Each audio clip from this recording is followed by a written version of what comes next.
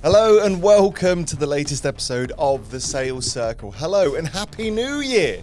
We have hit 2025. Hello and welcome to the new year. Thank you so much for joining me in The Sales Circle.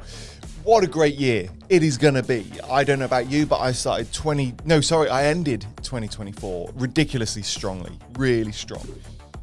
And I'm hoping, and I'll make 2025 the best year yet. And I want to help you make your year just as good, if not better. And we're going to do that, of course, by talking about sales. Sales is the topic that people get scared of, nervous about, anxious about.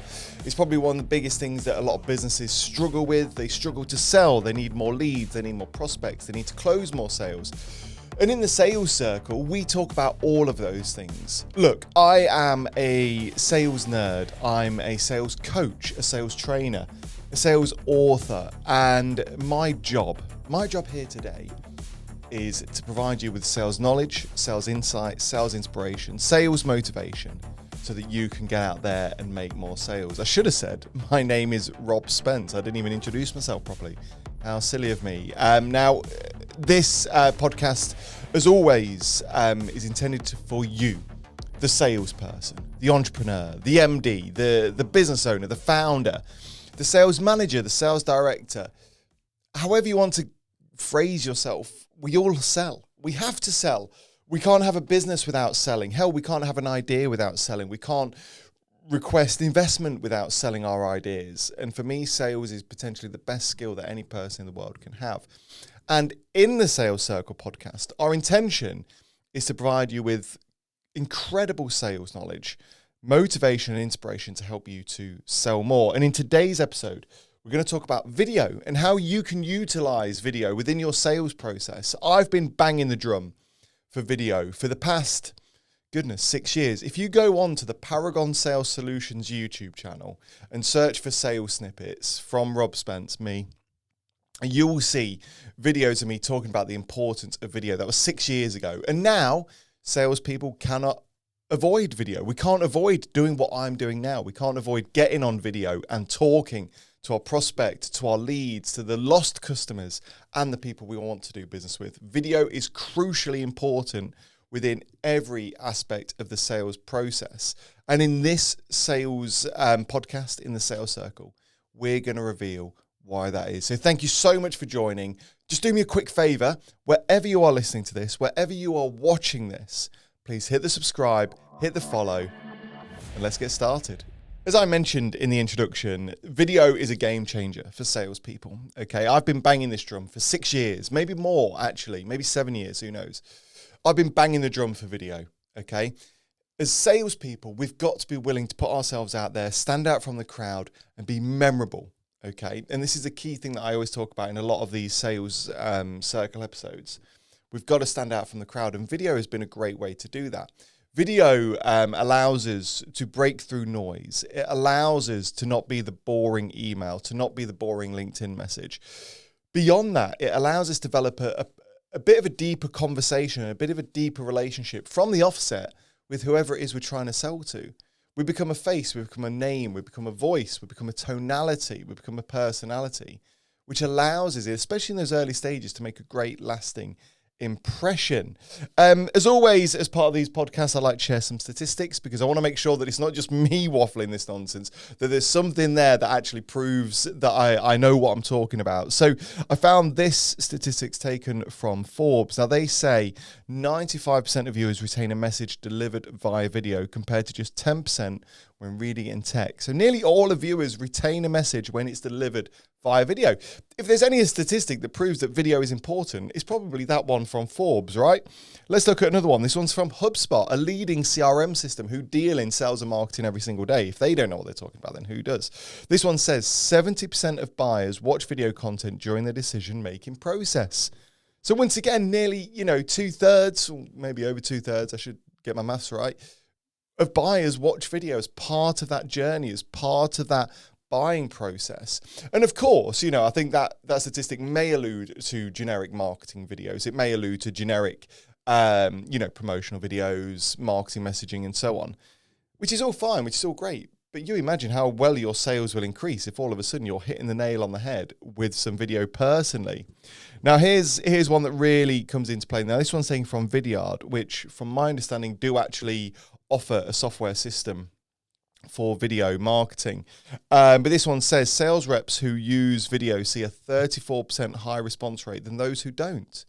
So we've got 3 statistics there that all say video works in sales processes. If you want to sell, use video. Buyers want to see video. So I want you to ask yourself this. If you've not utilized video, why not? Now, there's a good chance that the reason you've not used video is because you don't know how. Maybe it's because you don't know where to put it in the sales process, how it all works, the best kit to use, what to do, what to say. That's where this podcast comes in. Let's look a bit deeper into video. When we think about sales, we can think about a whole array, sort of multiple touch points along that sales process, right? And of course, I was doing some sales training yesterday, actually, with a company, and we were talking about the sales process. Now, every company is going to have a different sales process. They're going to have different ways of touching their customers and guiding them through a journey, right? Which is understandable, which is absolutely fine. But really, when we break it down, there's various key points, right? There's normally, the prospecting phase, the qualifying phase, there's the presentation phase, or maybe like a bit of a relationship development sort of mixed in within there. We've got the closing phase, objection handling phase, after sale phase, and so on. Like I say, every process will be different, but really, when you kind of sort of stick it into solutions, that's what we're talking about. So, where can we utilize video amongst those? Well, of course, the key thing, and I said this earlier, is that introduction, right? You are battling thousands, if not hundreds of thousands of other salespeople trying to speak to your prospects. You've got to stand out from the crowd. And using video is a great way to cut through that noise and be really personal. Now, the great thing about video is, and of course, I'm sure there's some AIs and some trickery that you can use. When we talk about video to introduce yourself, what I do not recommend, especially in the introduction phase, is to record a generic video. Hey, how you doing? Hope you're all good. Look, I've seen what you're doing online. Would love to chat to you. Here's my details, blah, blah, blah. You could put that in an email. That's what the majority of lazy, boring salespeople do, right? They get a copy and paste image and they send it on. Let's look at 2 messaging here, right? Hey, John, how's it going? Hope you're really well. Look, I've loved what your company are doing. I saw a blog post you wrote just the other day about pet food in Korea, right? I thought it was really fascinating. Listen, I think there's a bit of alignment in terms of what we do and what you do. I'd love 5 minutes of your time. Are you free next week for us to grab a virtual coffee? If we then tie that together with, hey, how you doing? Hope you're really good. Really love what you guys are up to. You got some great products and services. We'd love to grab a coffee with you. Shall we do something next week? We've got 2 different videos there, right? One's hyper-personalized. I don't know where the dog food in Korea came from. Or cat food, whatever I said. We've got one hyper-personalized one. We've got one that's generic, clearly copy and pasted. Which one do you think is going to sort of, touch the hearts, the souls, the ears, everything of the prospect? One would argue the former, right? The very first one where it's hyper-personalized. Let me put yourself in those shoes. If someone would send you just a generic copy and pasted video, would it reach out to you as much as something that really touched the heart and soul as to what you do? Clearly, it's personalization. So you could utilize a personalized video message as a way to encourage that conversation to start. And I've got another statistic. This one's taken from SalesLoft. This one says that personalized video messages increase email click-through rates by 65%. So if you ask a lot of salespeople and marketing teams, the biggest flaw with email is low click-through rates. It increases by 65% when you use video. Interesting. Oh, apologies. I've got a phone call coming through. Let's ignore that. The other thing we can, of course, do is utilize demos or video tutorials. Now, of course, a lot of salespeople's intentions are to book a demo, to showcase a software or solution within a video, which is absolutely fine, which, look, let's not beat around the bush, is a great way to, sell. We want to showcase what we can do. It's another reason why video works. But could you screen share? Instead of sort of booking someone for a full half an hour demo, oh my God, boring, could we not perhaps just send them over a little snippet, a little tease, a little 2 minutes? Hey, John, how you doing? Hope you're really well, blah, blah, blah, blah. Listen, look at this. This is a system for you. I think this will benefit you, X, Y, Z. Or a physical product. Hey, look, I know you've been looking for this widget. I've got it in my hand here. Great product, loads of benefits to it. Would love to chat with you about it, maybe showcase, maybe send one out to you as a demo. E3 next week. We can utilize it for that. Of course, testimonial videos are a great way, once again, to showcase to your prospects what you're capable of. Now, we know that when we're persuading and when we're looking to influence someone, we know that social proof is an absolute must. We all follow suit, right? We are all sheeps. We all do and see and do what other people are doing, right? And we are always looking, whenever we're buying anything, whether you're B2B, B2C, we're always looking at reviews, ratings, influencer videos. It's just the nature of the beast, right? So can you share testimonial videos? Now, once again, we've got to be careful. I think it's a bit, you don't want to send an unsolicited testimonial video because I think there's a bit of noise to it. And I think it's just, once again, that copy and paste syndrome. But could you record a personal video and cut in a little quick testimonial followed by a close off of you speaking? Do you see what I'm saying? You can include some social proof in there. It builds that credibility, builds that trust. Of course, and on the flip side of introduction videos, we could and can and probably should encourage follow-up videos. Once again, you know, we did an episode recently. If you did miss it, please do go check it out, where we were talking about ghosting and why people don't sort of, you know, come back to you. And we talked about how the majority of salespeople are boring. They don't think outside the box. They're uncreative. Could a follow-up video, once again, increase those click-through rates, which we've already learned is sort of increased by about 65%, right? So could we send a follow-up video? Could we perhaps, you know, send a personalized video? Hi, John, listen, I know I sent you the proposal last week. You've been on my mind a lot recently. We'd love to get this sorted out for you. Following the proposal I sent over, I'm sure you've got some questions. What questions can I help you out with at this stage? Can I give you a call later on? A nice, short, simple video like that really hits the sweet spot. And of course, if we are sending a proposal, could we send a video to kind of walk through that proposal alongside our customer, alongside our client? The thing is a lot of proposals these days, you know, I mean, even if you look at ours, it's maybe about 14, 15 pages. And we're expecting a client to not only read through that, but also to understand everything, right? It's not going to happen. A, they're either not going to read it, or B, they're not going to understand it.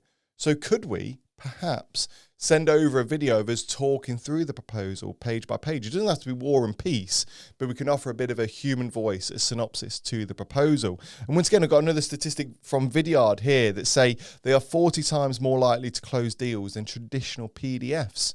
So nearly sort of, you know, doubling your chances of a sale just by including video. So I've got multiple reasons as to why video is important.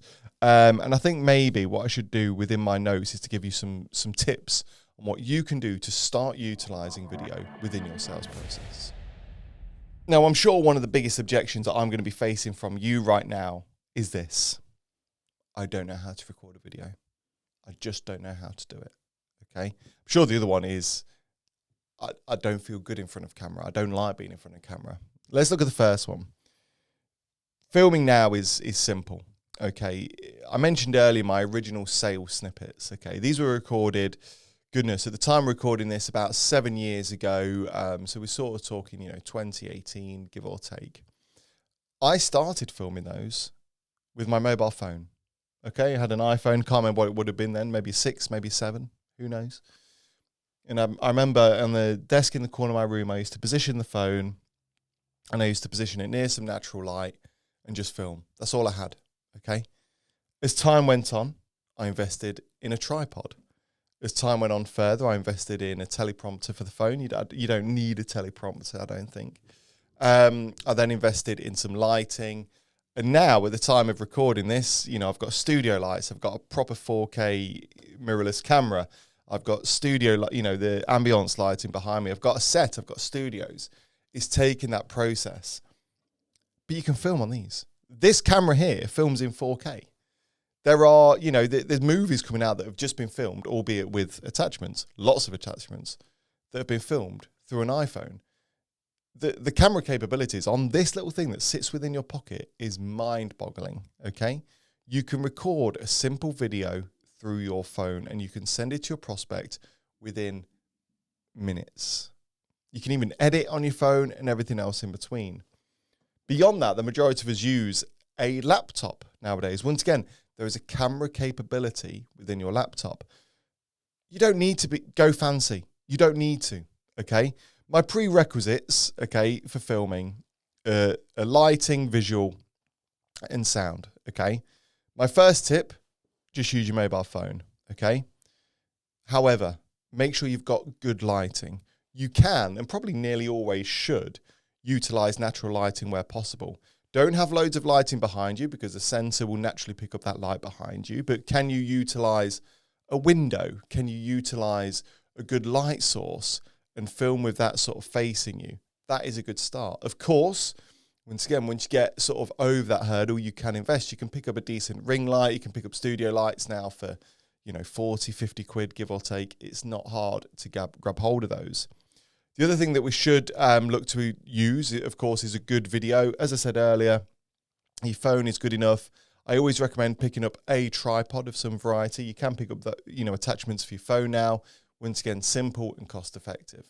Now, of course, probably one of the big things you want to consider is sound. Now, once again, in a small space with low noise, you can just utilize the microphone within your phone. Not always ideal in a noisy background, a noisy office, or if you're far away from your phone. That's maybe then where you need to invest in microphones for your phone. Now, once again, when I started recording videos and sending videos, I had a wired microphone. It plugged into the bottom, wired lavalier mic straight up onto my chest, and there it was. Now you can pick up Bluetooth, microphones for like 30 quid. They're still not as top range as if you're going for Rode and everything else, but they're still a great, great tool. Now, in terms of, that fear of getting on camera, just be yourself, okay? You as a salesperson, I've no doubt, have a great personality. You've developed great friendships. You've developed great relationships. Just be authentic and be yourself. When you go on camera, no one's expecting you to put on the showman appeal when you're actually naturally an introverted individual. Be yourself. 100% of yourself is better than 0% of yourself, okay? It's better to get on video than it is to not get on video. So don't be afraid. Don't be nervous. Don't be shy. Just do it. And I don't get me wrong. I remember when I started utilizing video within sales, I was nervous, okay? I remember when my first book was published, Relationship Selling, I was doing a Facebook Live just for a competition, and I was nervous. I was shaking, genuinely shaking to do a Facebook Live. And even in the initial versions of the sales snippets on the Paragon Sales Solutions YouTube channel, once again, I'd hyperthink of them. I'd go through the motions. Oh my gosh. Over time, the more you do, the easier it gets. To record this episode today, I literally jotted down some notes, wrote a little rough script that I always like to have so I've got a decent flow. And I came in, set everything up, sat down, and I did it. No thinking, no qualm, but it's taken a long while to do that, so don't be afraid to practice. Now, of course, as with everything as a salesperson, don't be afraid to test your videos. Use analytics, whether you're going to be using a system such as, Vidyard, there's other ones out there, Loom, and everything else in between. If you don't have access to those analytics, just test yourself. Send 5 proposals out with a video, send 5 proposals without a video. Send 5 introductions just as a message, send 5 introductions with a video. Test which one works. Find your solution. Find what does work best for you. And only that way you'll be able to utilize video within your sales process effectively. This podcast is brought to you by Paragon Creative Studios, a podcast creative studio based in the heart of Leicestershire in the UK, with plenty of space to hire out for podcast recording, video recording, and the expertise to help you produce your own podcast. Please visit paragoncreativestudios.co.uk. And now we move on to listeners' questions. As always, this is probably one of my most favourite parts. And as always, I like to kind of compile the questions related to whatever it is we're talking about. If you do have a sales-based question, maybe a story like Lisa has shared.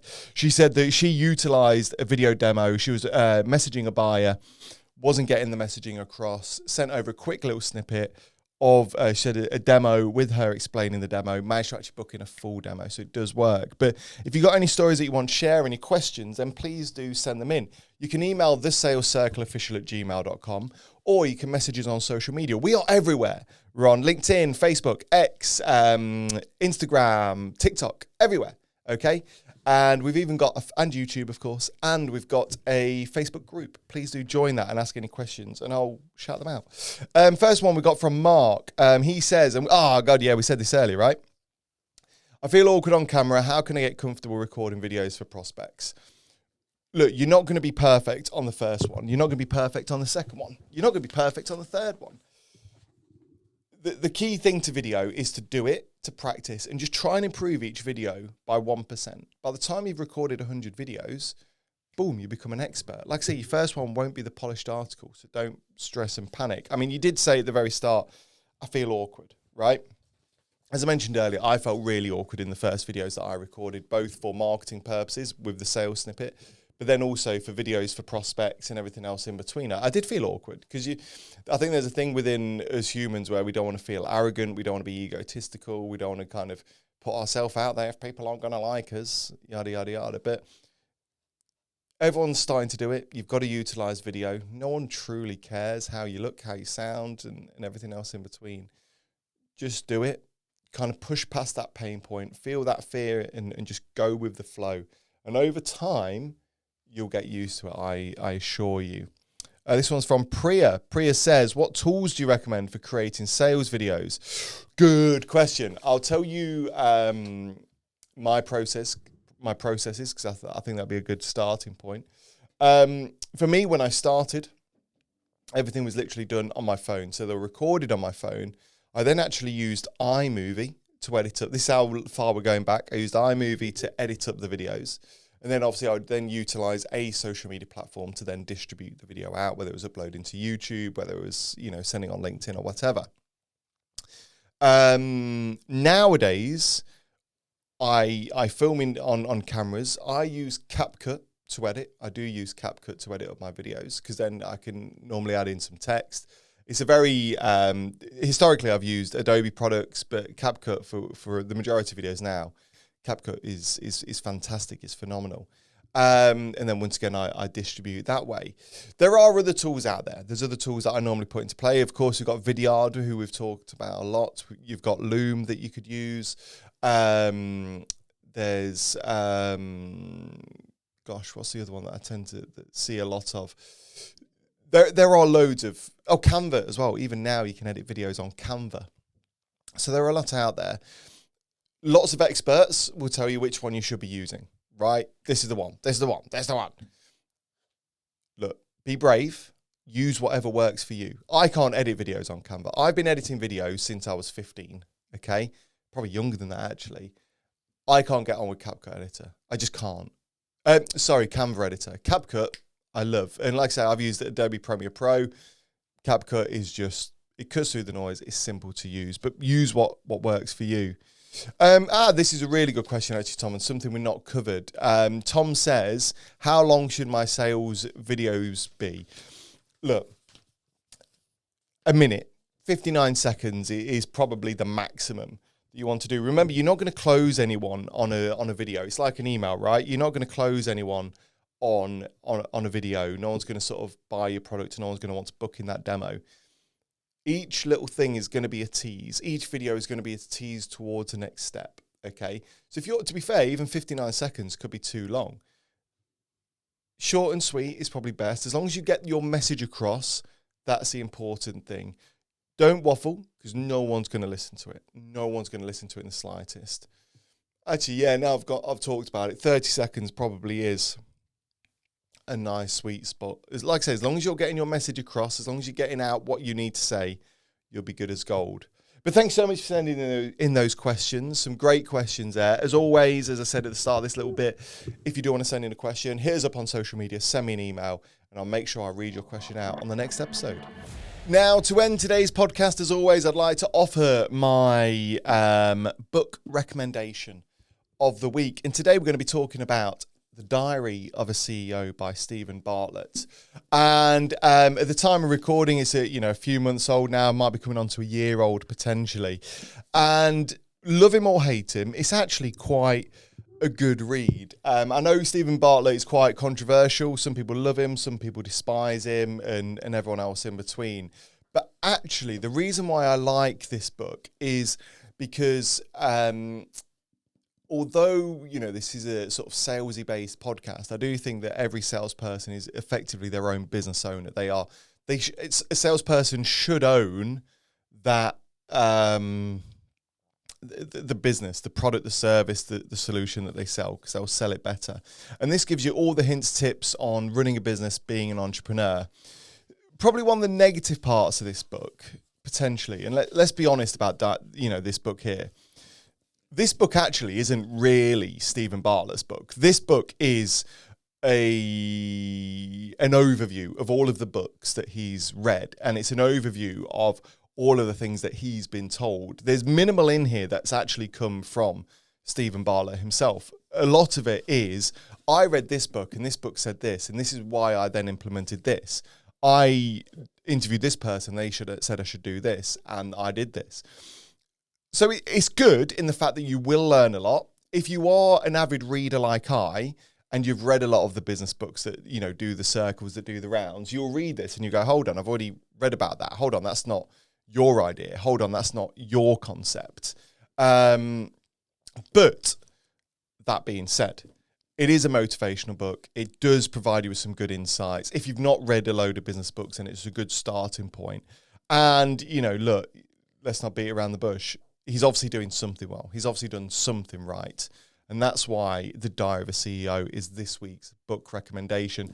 As always, I'll put a little link in the description, in the show notes below. Please do use that link, grab yourself a copy, and let me know what you think. And that's it for another episode of The Sales Circle. Thank you so much, as always, for joining me. It's an absolute honor, a privilege, and a pleasure to sit down with you and to talk about sales. As I said at the start of this show, at the start of this episode, I am a sales nerd. I could sit and talk about sales and business growth and marketing all day long, and I'm glad that you could join us for this. I hope whether you were driving to the office, you feel motivated, inspired, whether you were driving to a prospect's house, to sell them a finance deal, you feel motivated, inspired, and I hope no matter what you're doing today, you're going to make it a good one. Welcome to 2025. I truly hope that this is the year that you achieve everything that you ever wanted. Stay tuned for the Sales Circle podcast. They come out every single Thursday. They'll hit Spotify, Apple Podcasts, Amazon Podcasts, YouTube, and wherever you get your podcasts. So please do hit that subscribe button, hit the follow button. And if you've not followed us on social media, what are you doing? We share snippets, true stories, unique and exclusive content. So join our Facebook group and find us on social media. Thank you so much for joining us in the Sales Circle. Until next time, all the best. And that's it for another episode of the Sales Circle. Make sure you hit that follow button, join us over on social media, and we'll see you next week.